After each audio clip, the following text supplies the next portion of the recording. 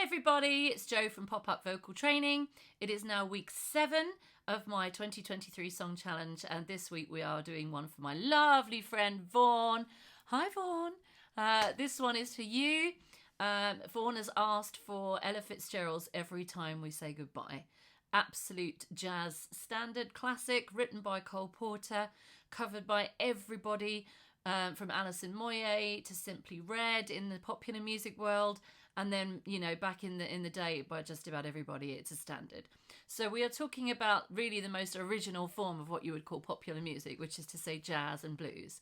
And this was written in the 1930s, I believe, around that time, by Cole Porter, and then adopted by many, many jazz singers. But Ella Fitzgerald is kind of the definitive version.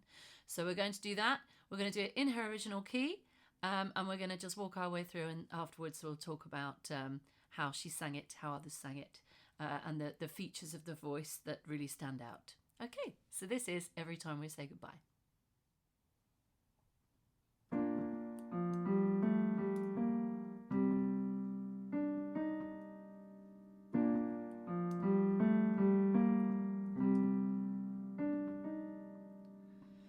Every time we say goodbye,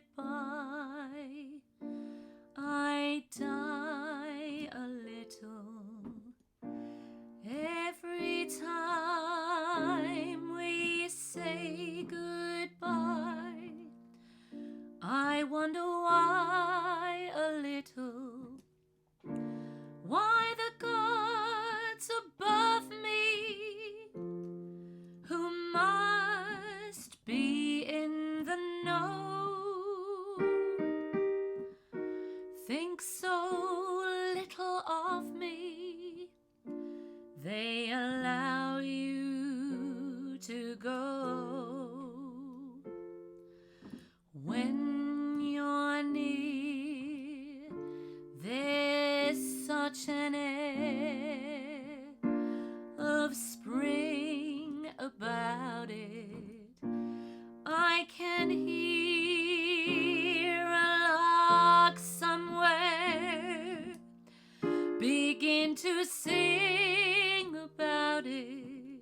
There's no love song finer, but how strange the change from major to minor. Every time we say goodbye.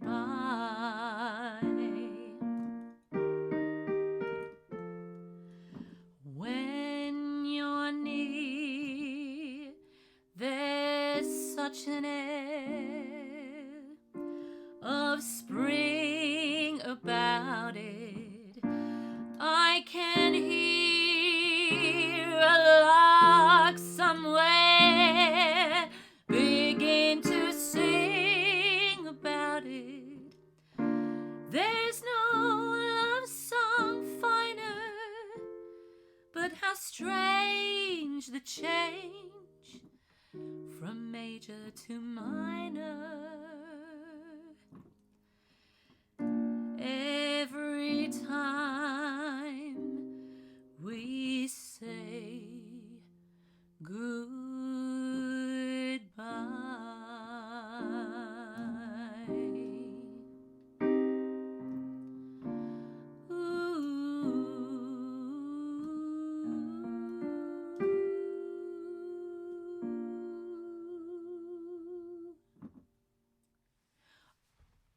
Well, what can I say? Ella Fitzgerald, what a voice. What an absolutely beautiful voice.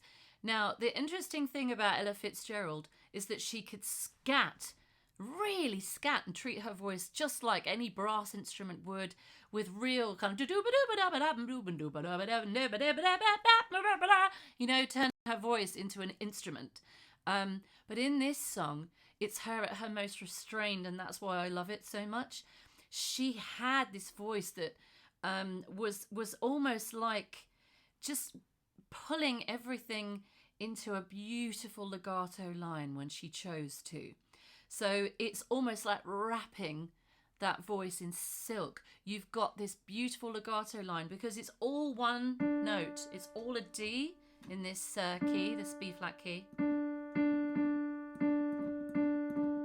Think about how boring it would be if you sang it every time we say goodbye.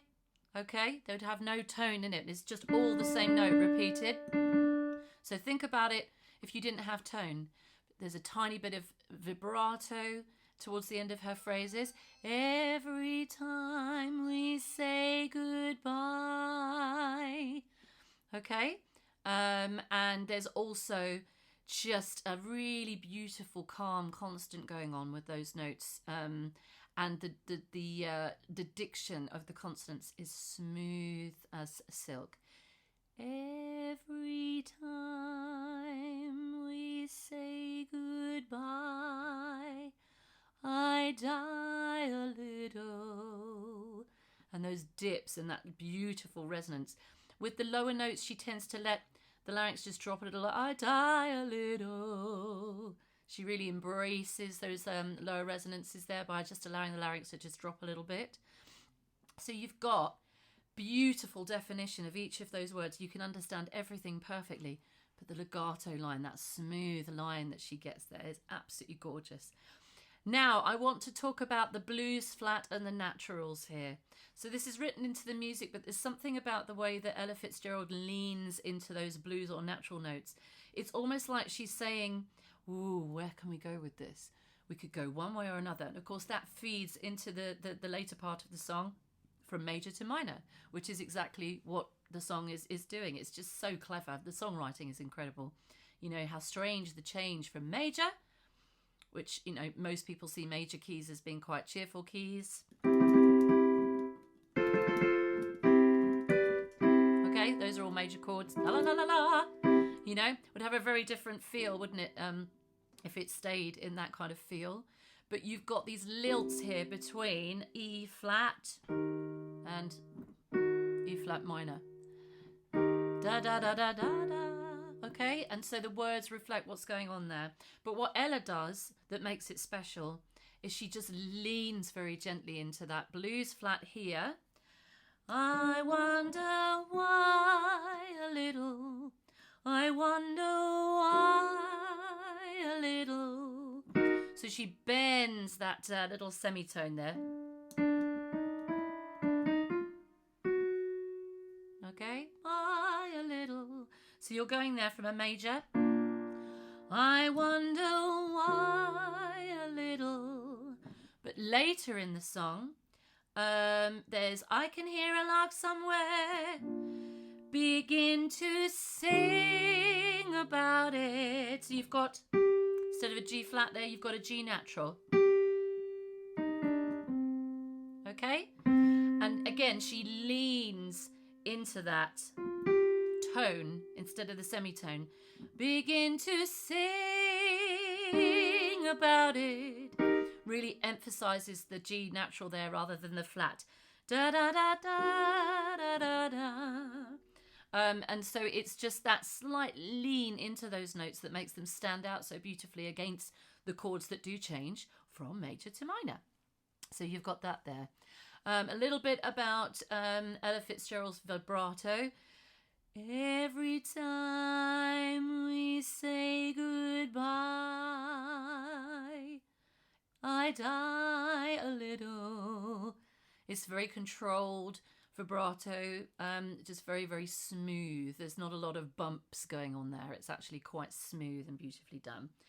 And I want to also discuss the grace notes, which is to say the little extra notes she adds. I die a little, da, of spring about it, ah. Okay, so she adds those little extra jazz tones. If you think of something like, we'll take Manhattan, another one of her songs, into an isle of joy.